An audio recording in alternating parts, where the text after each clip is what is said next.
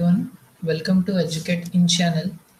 In this video, we will be looking into NCERT 8th class Social and Political Life. It comes under Social Science.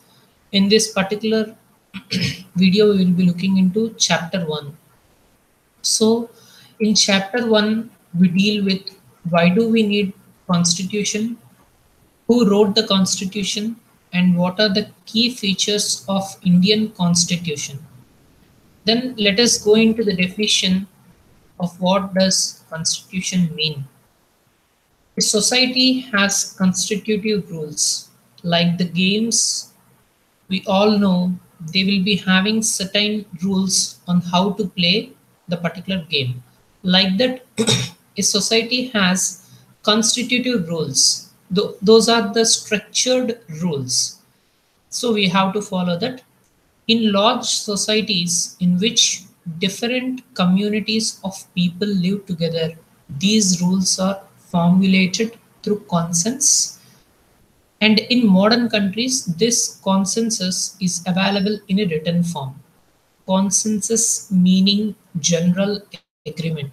So, in a large society where different communities of people live together, there will be there should be certain rules and they will be formulated with a general agreement. In a modern countries, this general agreement is available in a written form. A written document in which we find such rules is called a constitution. So for a society which will be having different communities of people live together, there should be some constructive rules or structural rules or constitutive rules. These rules, if they are written in a form, they are available in a written form, so that document is called as constitution. So with respect to our constitution, we have to go to the year 1934. In this year, the Indian National Congress made the demand for a constituent assembly. So in this particular year, the Indian National Congress made the demand for constituent assembly. So to frame a constitution, the Indian National Congress in the year 1934 demanded for a constituent assembly. And second one is during the Second World War, this assertion for an independent constituent assembly formed only of Indian gained its momentum. Indians gained its momentum, and this was convened in December 1946. So during the Second World War, it is 1935 to 1946 and started in the month of September. And during this particular Second World War, the Indians has decided or got an idea with to form a independent constituent assembly for an independent constituent assembly. So it gained a momentum and this was convened in December 1946. So up to 1946, they have struggled more to frame a constitution and or the constituent assembly. So this was happened in the Second World War. During the Second World War, the period is 1935 to 1946. So once they formed the independent constituent assembly in the year between 1946 to 1949, the constituent assembly drafted a constitution for independent India. So they are already in struggle under the British rules, that we are already struggled, we are in the freedom fight. So in between 1946 to 1949, the Constituent Assembly drafted a constitution for independent India. This is the particular period which they framed the constitution also.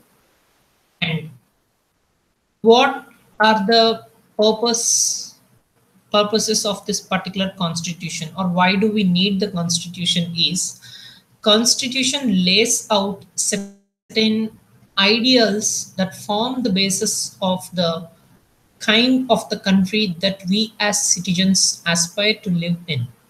So meaning is It deals with certain ideals. So, how we people want to live in a country, there will be that all rules will be framed in such particular document which is called Constitution. So, this Constitution will lay out certain ideals that form the basis of the kind of country what we want to see the country is, that will be mentioned in that. And apart from that, a constitution helps serve as a set of rules and principles that all the persons in the country can agree upon as the basis of the way in which they want the country to be governed.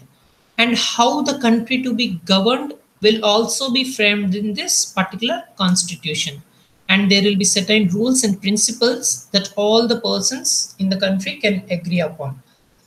This includes not only the type of government but also an agreement on certain deals that they all believe the country should uphold.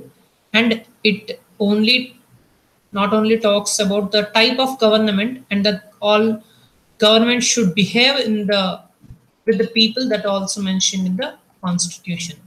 Then why do we need constitution? If we see Nepal's case, Nepal has witnessed several people's struggles for democracy. And Nepal is located north to India and it is a neighboring country. And if we see this particular Nepal's case, the previous constitution of Nepal, which had been adopted in 1990, reflected the fact that the final authority rested with the king.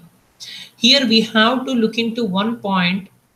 A country can have a constitution, but it not be a democratic country like Nepal up to 2006. Up to 2006, Nepal is under king's rule. So we cannot call the country which is having the constitution can be a democratic country. Okay. So already Nepal is having constitution adopted in the year 1990 reflected that it is saying that the final authority will be rested with king only.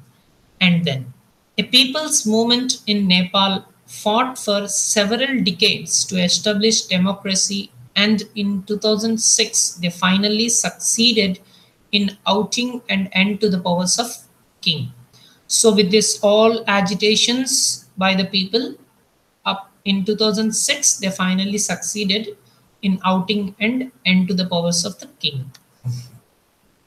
Then the reason they do not want to continue with the previous constitution is because it does not reflect the ideals of the country that they want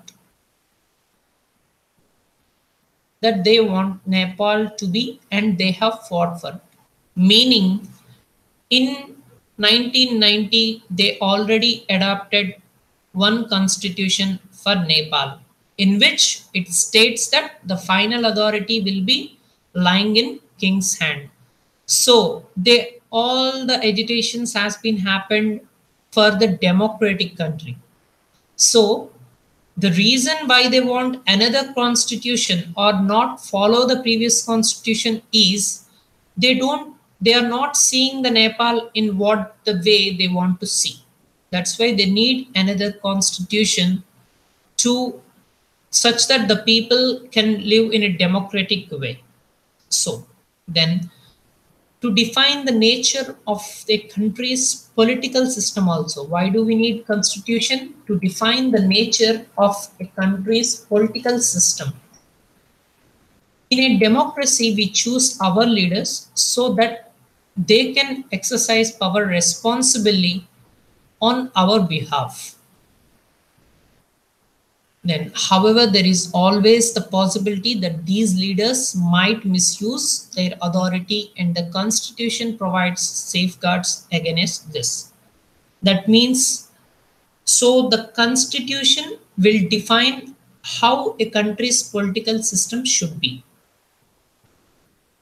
So, in democracy, we, the people, will elect the representatives. The representatives will act responsibly on our behalf, but somehow there will be a possibility that these leaders might misuse their authority, and the constitution, the written document, provides safeguards against this. That means the representatives which are elected by the people cannot misuse. If misused, the constitution is there to safeguard against this. And then ensures that a dominant group use does not use its power against other, that means less powerful people or groups. That means in a society there may be a chance, and there will be a chance to presence of a dominant group, and there will be a less powerful group also. In this case there should not be no domination by the dominant group on the less powerful people. This also need a constitution, that is a written document should be there to not to do such things. That means a dominant group cannot act against on the less powerful people. And then every society is prone to this tyranny of the majority. This is one of the reasons why we have a constitution, to prevent this tyranny or domination by the majority of a minority. So there should be no domination by the majority of a minority. For this also we need a constitution. And fourth one is to save from ourselves. And what are the key features of the constitution? So in the 20th century, by the beginning of the 20th century, the Indian national movement had been active in the struggle for independence from British rule for several decades. That meaning in the beginning of 20th century, already there is Indian national movement, which will be discussed in the history, and had been active in the struggle for independence from British rule for several decades. Then during this period, the nationalists have devoted a great deal of time to imagining and planning what a free India would be like. That means already Indian people are struggling under the colonial rule. So they are already struggling under the British rules, and they understand the people's mind, what they are facing about. So the nationalists had devoted a great deal of time, that means much of time, to imagine and plan what a free India would be like. Free means not under someone's pressure. So they already given a time to deal with it. And this was not done by one or two individuals. This constitution is not done by one or two individuals. It is done by 300 people, around 300 people who are the members of Constituent Assembly involved in framing of constitution in the year 1946, and who met periodically for next 3 years to write India's constitution. From 1946 to 1949, they have indulged in periodical meetings to what context to write in the constitution. They have met for periodically for the next 3 years. So the key features are, first one is federalism. Federalism meaning is existence of more than one level government. That means we have the center government, state government, and Panchayati Raj. Central level, if the only country is having the central level, the people who are sitting in the New Delhi right now, the capital of India, if they frame something that will not be, that means they will frame something and may not be acceptable to every person in the states. So our India is a federal state, and federalism is one of the key features of the Indian constitution. So we have the central level, state level, and Panchayati Raj level, that is the tier 3 government. Then, and with respect to this particular federalism, there will be some certain point in which the states, all the states, even though they are having special authorities on their particular states to make the laws and to follow and to frame particular laws against the people or to follow them. In this particular case, there are some points in the constitution where the states has to obey the central laws. That means what the center says we have to follow. That will be discussed in the further classes. And second point is parliamentary form of the government. So we already discussed, but we have the three tiers government. One is central level, one is state level, one is panchayat raj. And with respect to parliamentary form of the government, the three tiers of the government consist of representatives, which are elected by people, who are elected by the people. And then Constitution of India guarantees universal adult suffrage for all the citizens. Meaning is they means people can directly involve in electing their representatives, and every citizen of country, irrespective of his or her social background, can also contest in elections. Meaning people of India have a direct role in electing their particular representatives, and every citizen, irrespective of caste, creed, social background, everything, they can also contest in the elections. This is one of the key point in the Indian Constitution, which is parliamentary form of the government. And then separation of powers. Then according to the Constitution, there are three organs of the state. Here the state refers to political institution. That means India we can call as an Indian state and Nepal state, like that. Peoples, all the peoples including, and it's not that means we cannot call the government as a state. It's not the state government or not. We are not talking about particular state. It is the Indian state.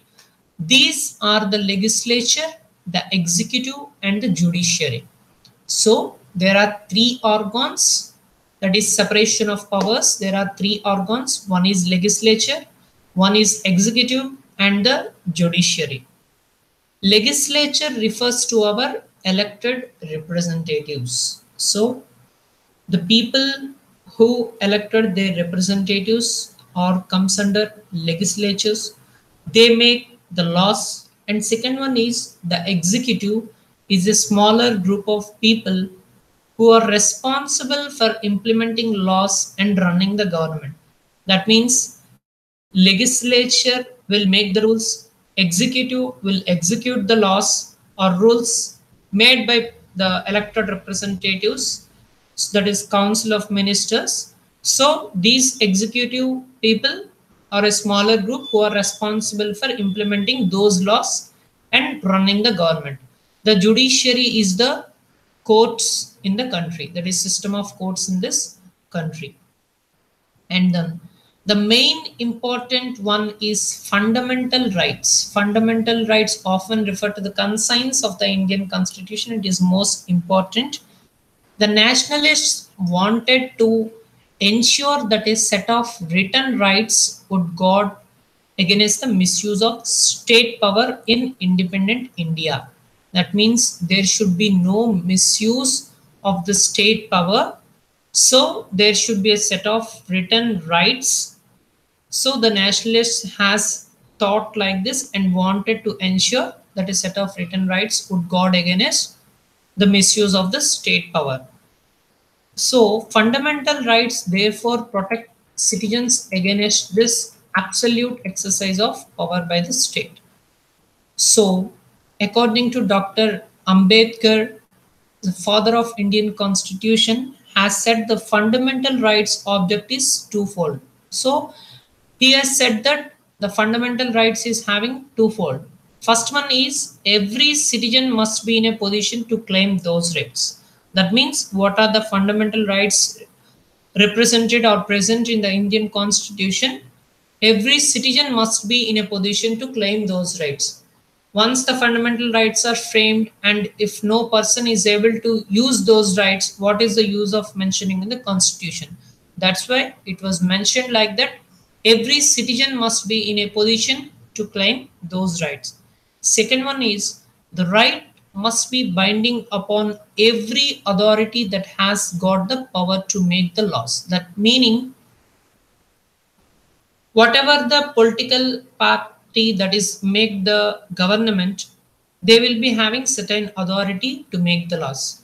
During this process, they have to bind to the fundamental rights of the people. It should not violate the fundamental rights of the people. Meaning is that, and then in additional to fundamental rights, the Constitution also has a section called Directive Principles of State Policy to ensure greater social and economic reforms. Apart from the fundamental rights, this is one of the key points, that is Directive Principles of State Policy. For this particular topic, we will be having a separate video which includes complete information of Directive Principles of State Policy. And then it helps to reduce the poverty of the masses. That is the main objective of Directive Principles of State Policy, to ensure greater social and economic reform and to serve as guide to independent India state to institute laws and policies that help reduce the poverty of the masses. This talks about the social reforms, economic reforms, and the poverty in of the masses. So for this, we will be having a particular video which will direct to principles of state policy. You can find it over there. And what are the fundamental rights? First one is right to equality. Second one, right to freedom. Third one, right against exploitation. Fourth one, right to freedom of religion. And fifth, cultural and educational rights. Sixth one is right to constitutional remedies. For this particular 6 fundamental rights also, we'll be having separate video in the coming videos. And last one of the key features in the Indian Constitution is secularism. Secularism meaning a secular state is one which the state does not officially promote any one religion as the state religion. That means a secular state, that means India is one of the secular state in which the state does not officially promote. That means India won't say this is our particular religion. So a secular state is one which the state does not officially promote any one religion as the state religion. That means India doesn't state that this particular religion is our religion. That is India's only religion. So India is a secular state. So this is all about the first chapter of NCERT 8th class social science, social and political life. In the coming video, we will be discussing about chapter 2, that is secularism. Thank you for watching this video. Please do subscribe the channel for more videos. Thank you.